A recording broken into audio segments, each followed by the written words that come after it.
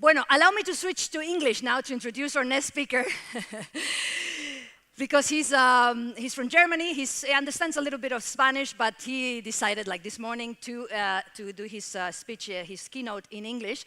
Como sabéis, tenemos una app para la traducción simultánea, Global Event. Descargáis el app, metéis el código AV 2018, ¿no? Alhambra Venture 2018, ahora no lo tengo, es AV, ¿no? 2018, sí, eso lo sabéis mejor que yo. Y os ponéis los cascos y podéis escuchar. Si alguien tiene un iPhone que no tenga adaptador de cascos, las azafatas os dejan unos. Anyway, so let me come back to English to introduce our next speaker. He just arrived from Germany. He was there 3 hours ago. Looking lovely, sharp, and fresh. Amazing.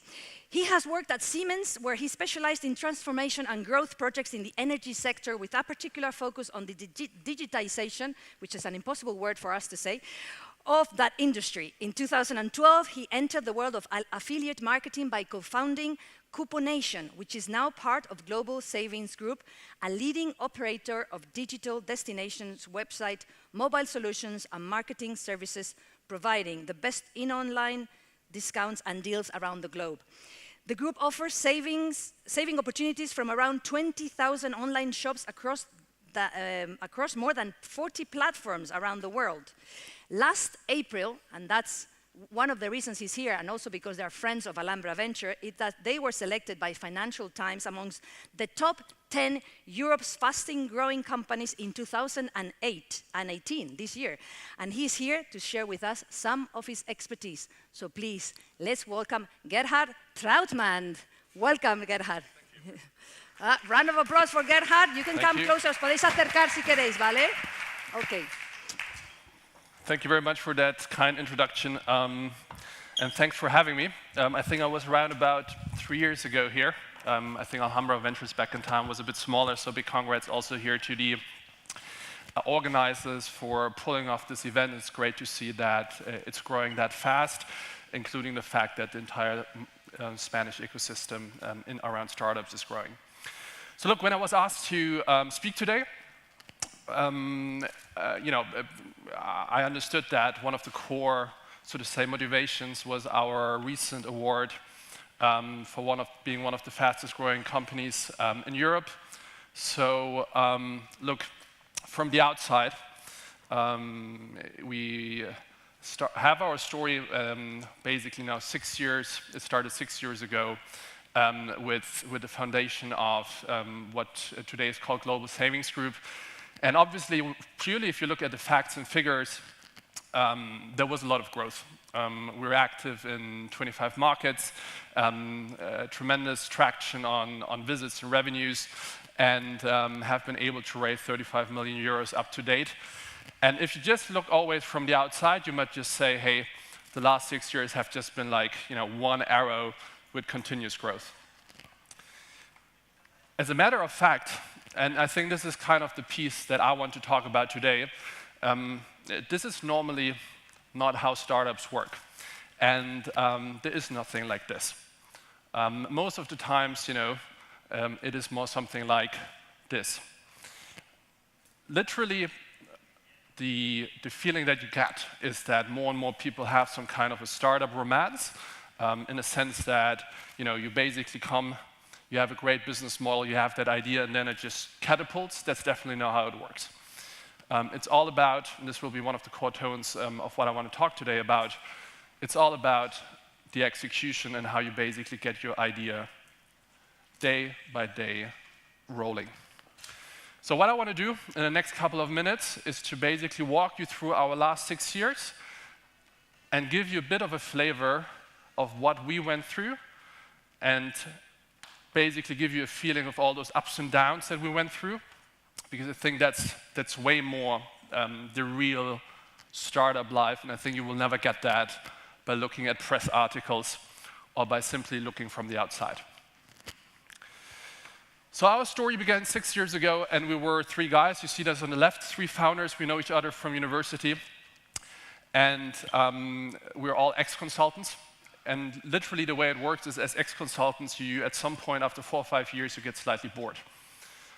You've done your presentations, you've done your strategic work, you keep on basically never deciding.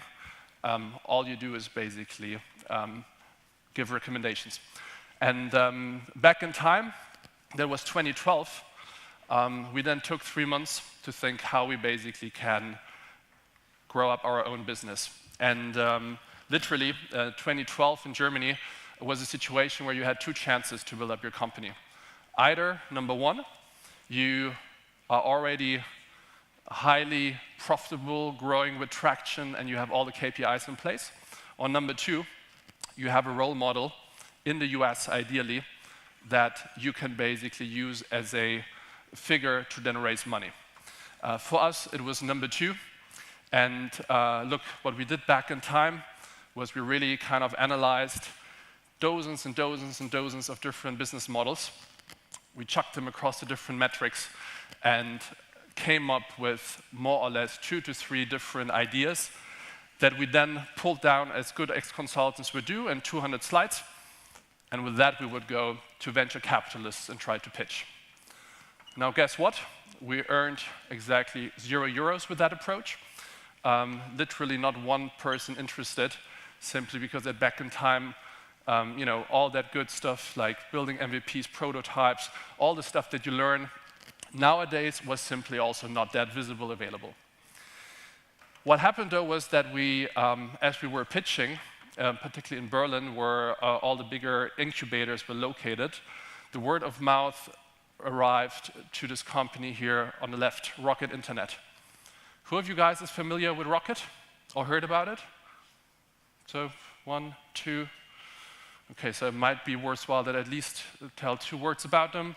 So who knows Zalando? Yes, okay, more. Who knows Groupon? Always the same ones, all right. Who knows West Wing? Okay, a couple of more. HelloFresh?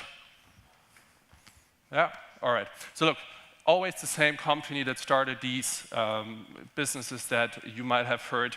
And by now, Rocket is definitely, from my perspective, in Europe, the most undervalued company, pulling out a lot of astonishing companies.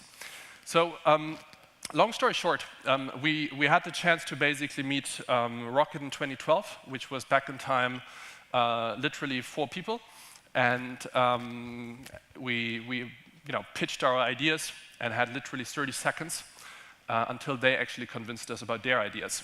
So after 20 minutes, basically we were so intrigued by what the guys were telling us, and we basically together decided to found this company that you find there in the top middle, which is called Dropgifts. Dropgifts was back at time a social gifting application that would run on Facebook, through which you could basically hand over gifts and gift cards to your friends. I will not bore you further with that. It will also not matter too much to our story. However, what is important is, literally, once we had these talks with Rocket and we agreed that we would start Dropgifts, it took us around 3 months to quit our jobs. 3 months from literally saying, handshake, we do this together, to basically in Germany, until you have your contracts rolling out, it's more or less 3 months. The moment when we then, 1 week before I actually started, that was basically my first day, I got a call with this sentence. And the guys called me and said, hey, look, we already have a couple of people on board. Just be aware when you start that you don't get surprised. So I said, hey, no problem, that's fantastic. So in my mind, there were like 3, 4 people already sitting in a room trying to work with us on Dropgifts. First day I start, I come into a room, literally packed with tables, probably as big as this one. And look, I basically asked, hey, where exactly is the Dropgifts team? And as an answer I got, well, look, all of this is Dropgifts.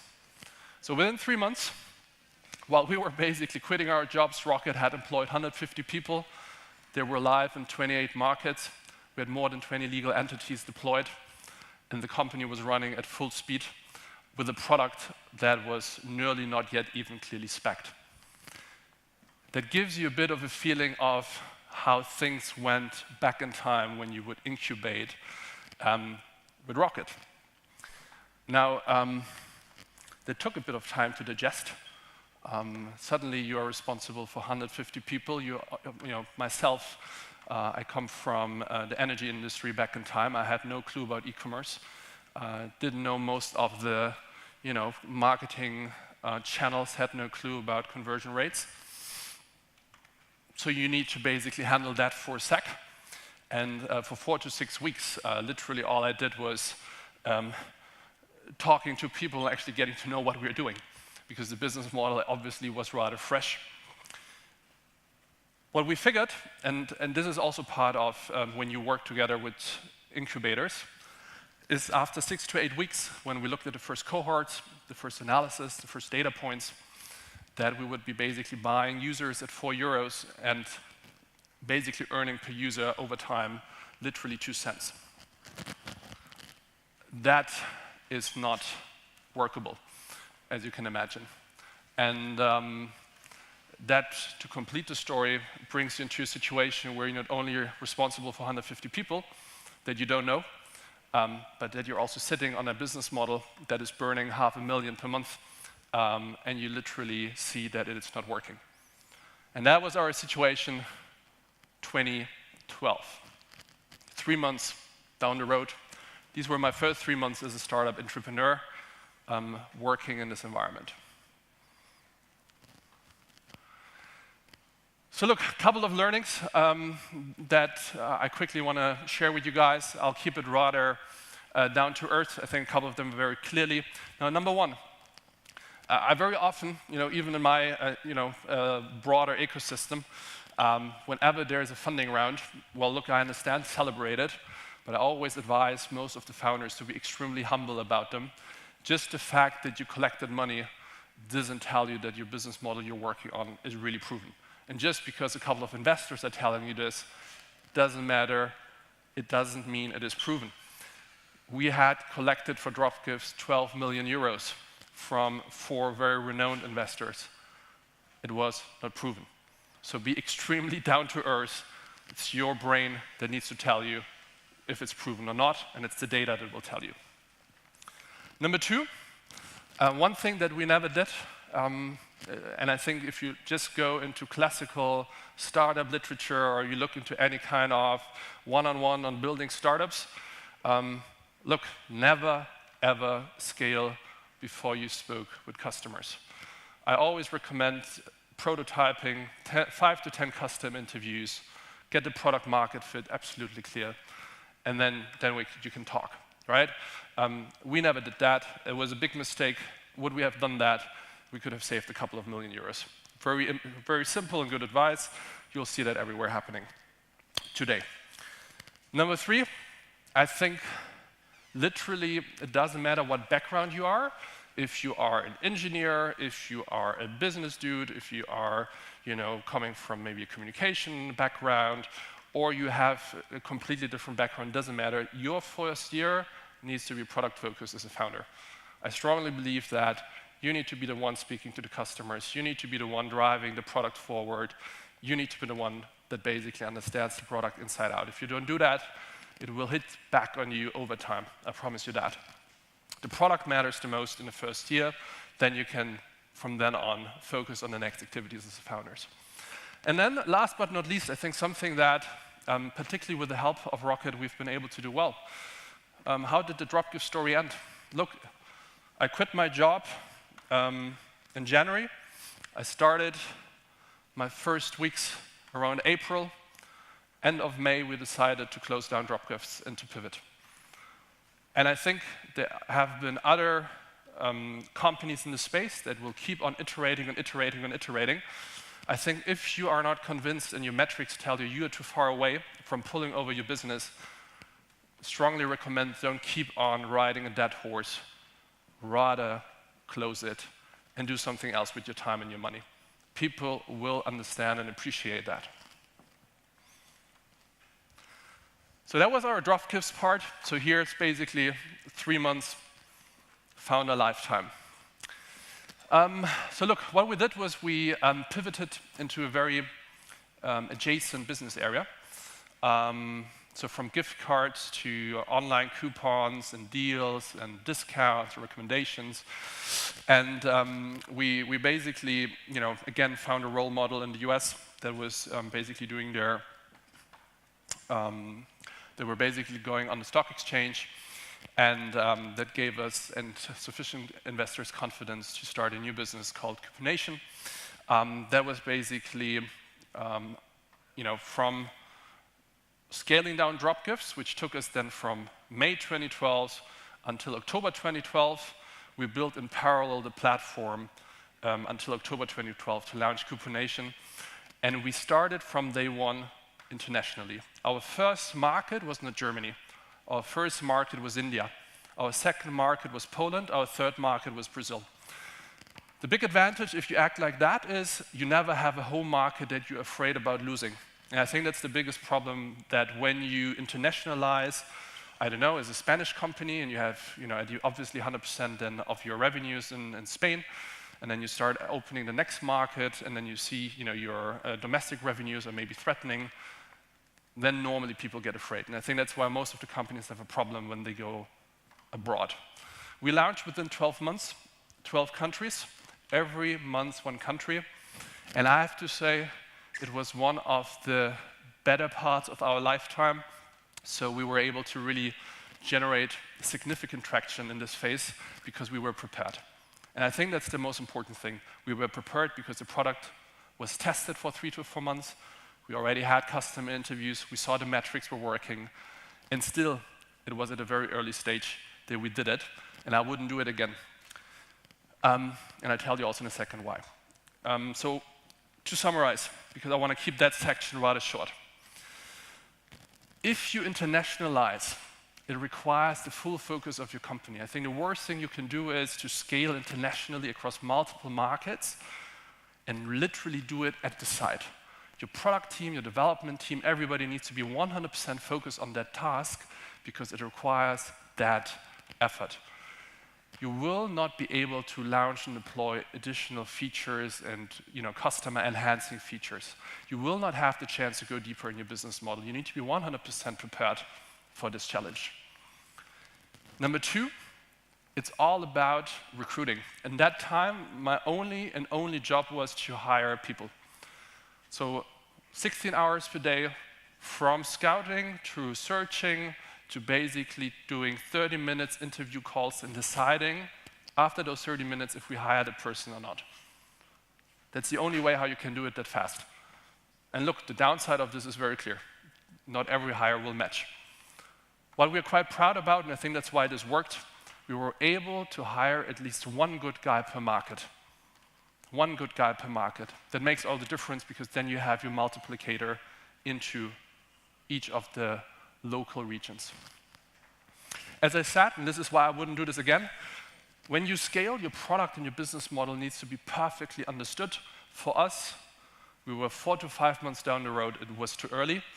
So my recommendation is get your product perfect, and then once you have that, and once you are basically completely clear, then do it. Last but not least, our biggest mistake, I call it always the mushroom strategy. So we were in 12 markets, from Australia to Brazil, a lot of European markets, also including Singapore and Malaysia. All of these markets together were smaller than Germany is today for us. So with other words, you earn a lot of complexity. Back in time, why we did it was because there was a lot of fantasy behind brick. 2012, Brazil, Russia, India were like the big newcomers. Well, look, that didn't turn out to work as everybody expected in 2018. And I'm more than happy that today 75% of our revenues come out of Europe. But long story short, go big, attack the big markets. If you do Spain, or if you have a product, also think, does it need to be Spain, or can you launch it somewhere else directly? If it's new and innovative, then do it directly in a bigger European market. That's what I always propose. Go big from the start, don't be afraid. I think that's much better because we had a huge complexity and a huge, basically team to take with us on our journey from there on. So this was 2014. So this was basically, if you think about the roller coaster, this was now basically going up again. And then 2015, this happens. And this happens everywhere. I mean, you guys all know this. Suddenly, traffic shifted away in a speed and velocity from desktop to mobile that we couldn't react. It was way too fast for us. So from 2014, December 2014 to December 2015, I had a shift in most of our countries from 25% desktop to now 75% mobile. Now, this is not a problem as long as you're able to basically monetize exactly the same on both devices. Now, our problem was we were monetizing on mobile around 80% less than on desktop. Why? Because the industry, in terms of how you basically would track users and visitors across devices, was not ready for this. So suddenly, you're in a situation where you're running with 25 markets. You have a huge challenge ahead of you. It's the year where we had to raise fresh money. So we were basically in funding need. And last but not least, you have a situation where you see your revenue slowly but steadily collapsing because of this shift. A shift that also, to be honest, nobody could have prevented in that speed. So that was the situation. We had 3 answers to it. Number 1, we immediately started to pitch to more or less 70 different VCs, 7-0. Success, 0. Not one VC willing to give us money. Why? Because everybody was afraid of this. Nobody knew exactly how it will turn out for the entire industry that we were active in. Number 2, we obviously pulled up a team that was completely dedicated on that challenge, and we made it from the start super transparent what this shift currently means for the company. So everybody, every individual person in the company knew what this means. We didn't hide it. We pulled the risk up front for everybody. And number 3, and this is probably the most crazy thing we did, since we couldn't raise money privately, we went publicly. So we tried to make a small-scale IPO in Australia. That was September 2015. And the funny thing is we nearly pulled it off. So we were that close of IPOing back there, where we were literally doing only 10 million of revenues. And we didn't do it because this happened. So as I told you, we always had role models. And this is what happened to us in the moment when we were basically having all the institutional investors, all the banks in Australia telling us, hey, we're willing to do it with you guys. Then this happened. Our role model got hammered. Stock price collapsed massively, and this is the email I got. I think doing any sort of deal is going to be extremely difficult given the earnings call last night. The stock is getting hammered. Not something that's going to be easy to sell, bad timing, sorry. So look, these are the situations that you have to face as a founder, and that's why I'm saying they're not always so beautiful and romance as we all always think they are from some kind of TV series that are out there. So literally in this situation, we tried to collect money privately, not possible, publicly, not possible, and we were still facing to solve this with their own team, which takes time. So it all boiled down to that our internal investors had enough and sufficient trust, and there was one person that basically pulled it over for us, that they kept on giving the money into the company. So one person that basically, back in time, decided the fate of the company. That's how close these situations can get. Learnings. Role models are helpful for funding, but hey, they definitely are not the secret piece. You need to understand the underlying risks. I think that's clear. Number 2, you saw it from the email, timing is everything. I think it applies to a lot of things, be it your business model when you pull it out, but it particularly applies for your funding rounds. So plan them massively and plan them carefully. Towards your team, when you're in a bad situation, I literally recommend always full transparency and communication. Don't make the mistake and go out there and hide it away from them. When I go into the office today, people know exactly how the company does because they look at my face. There's no way you can basically hide that away. And last but not least, work on the trust towards your investors, and I mean it. For us, it's basically literally meeting up with the core investors every 2 weeks, showing them basically what we're up to. Don't take that for granted. If you have an existing investor base, you need to nurture it and you need to work on it. It's called investor relationship management because there is management involved. Don't take that too easy. So then, last but not least, so we have a role model that got hammered. What did we do? And this is basically where we are today. We worked on a couple of hypotheses on how we can basically address some of the weaknesses of our old role model. And one of the hypotheses was to transfer our business more into a B2B area and to work with big and large-scale media companies.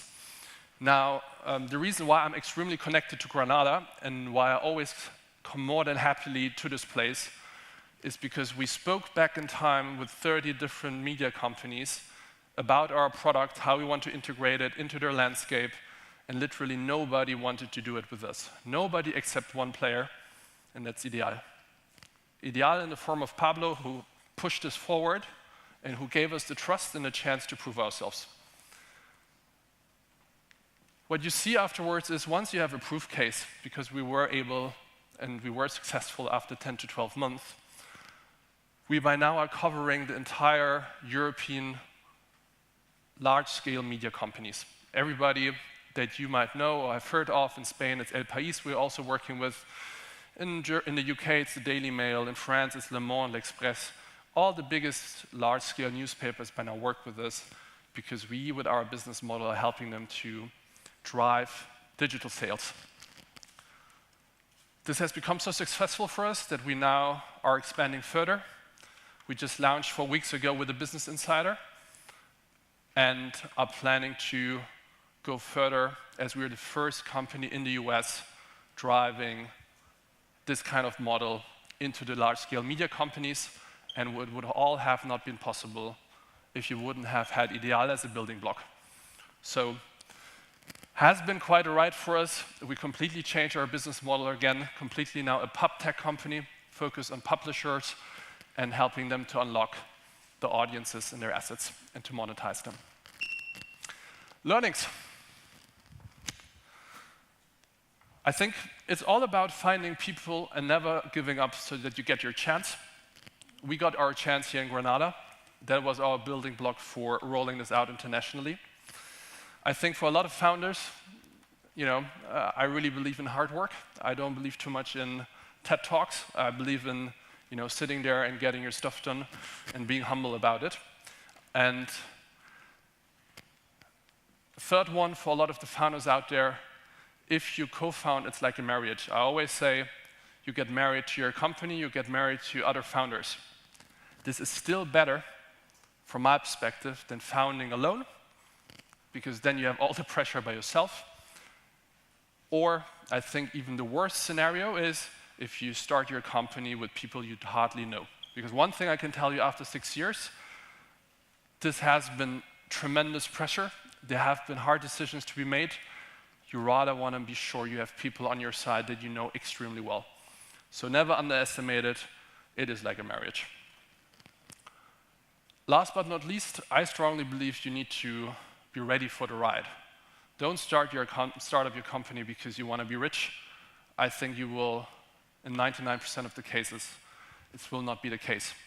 So I think if you want to do it for the money, then go for a corporate job.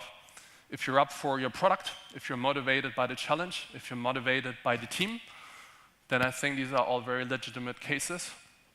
But it's definitely not what should drive you and make you take all of this pain with you, because it is pain. And with that, look, do not forget to enjoy the ride. Never forget it's a roller coaster. This was ours. I hope I can be back in 2 years and tell you where we're then. A lot of stuff happened in the last 6 years. And look, thanks a lot for your attention. And I look forward to see you again here in Granada. Thank you. I see.